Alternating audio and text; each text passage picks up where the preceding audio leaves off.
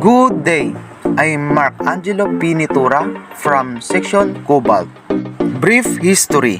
Historical background. During the Spanish regime, Valencia was already an independent municipality with the late Don Manuel Segovia as alcalde mayor. Christianization of the people of Nueva Valencia started almost simultaneously with all other places in the Philippines. This place was originally called Valencia. It was headed by the alcalde mayor. The Casa Real was situated in the pueblocito of Santa Ana, which is now called the Poblacion, which also the seat of the municipal government at present. When the Casa Real was born with an unknown cause, the name Valencia was changed to like municipal building and others. The office was temporarily housed at the police station in Barrio Igang until World War II. It was in the year 1949, during the term of office of the late Mayor Ricardo Ortiz, when the issue for the final permanent site as the seat of municipal government was raised by political leaders. A plebiscite was held for such purpose, and the majority decision was to transfer the seat of municipal government permanently to Sitio Igbantog, Santa Ana, which became the permanent seat of municipal government up to the present. Significant people. Pablo G. Fernandez. A first impression of Pablo Fernandez was that he was the silent type. Pabs, as he was fondly called, was tall and stood ramrod straight. But he had a way about him that drew people to him. He was loved especially by the elderly for being mabuot or well-behaved. Friends described him as one of the loved to talk, and that he was intelligent and logical in this reasoning. Pablo was born in Pandaraunan, a rural barangay in Nueva Valencia, Guimaras Province. He belonged to one of the respected families in the area, which also held political power for generations. He started his elementary education in Dolores Elementary School, located in adjacent barangay. Then went to the Central Philippines University in Iloilo City for his secondary education. He was a consistent academic achiever from elementary to secondary school.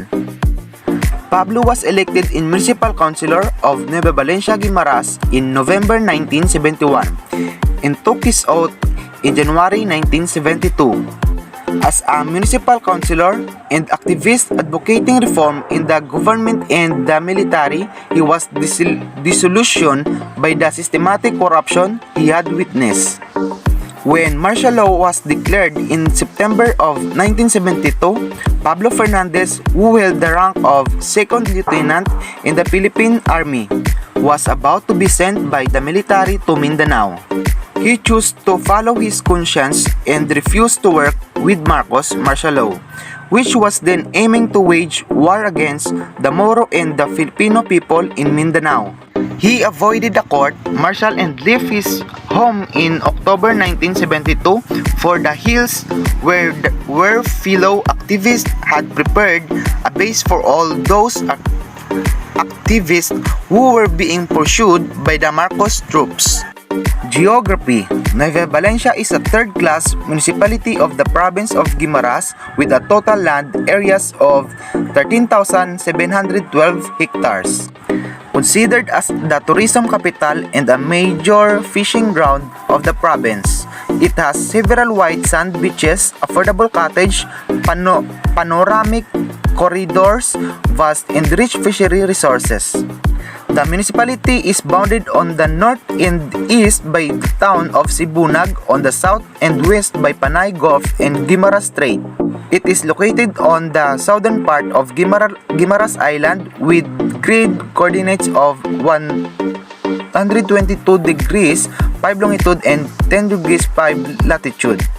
It has 22 barangays, 17 are coastal, 2 are island and 5 inland, with a total population of 37,852 with 8,545 households. Distance from provincial capital is 13 kilometers. Religion is predominantly Catholic, dialects are Hiligaynon and Ginaraya. The climate of Nueva Valencia is practically the same with the of the whole island of Guimaras, that is dry during November to April and with the rest of the year. The local economy of Nueva Valencia is based on its natural and manpower resources. Since it is agricultural-based municipality, the employment level was primarily focused on the agri-fishery industry at 67.80%, followed by trade and services 24.96% as secondary sector, and the third, the manufacturing, construction, and facilities at 7.24%. Culture overview. Gisela Lighthouse was built by the Spanish government in 1894 to 1896 as part of the master plan for the lighting of the maritime coast of the Philippine archipelago.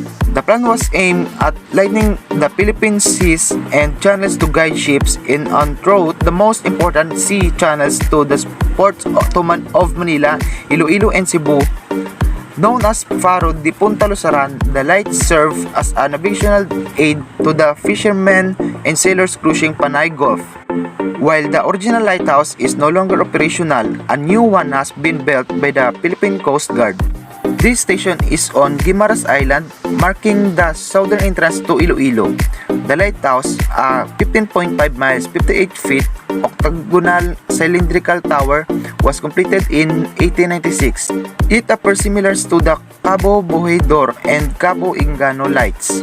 The entire light station is in ruins and lantern is gone from the tower and the roof is gone from the one-story stone keeper house. At some time after 1920, the light was replaced by what the current list describes only as 38 feet, 11.5 miles, hourglass-shaped metal tower. Description: paint white, focal plane 34 meter, 111 feet, white flash every 15 seconds, no lantern.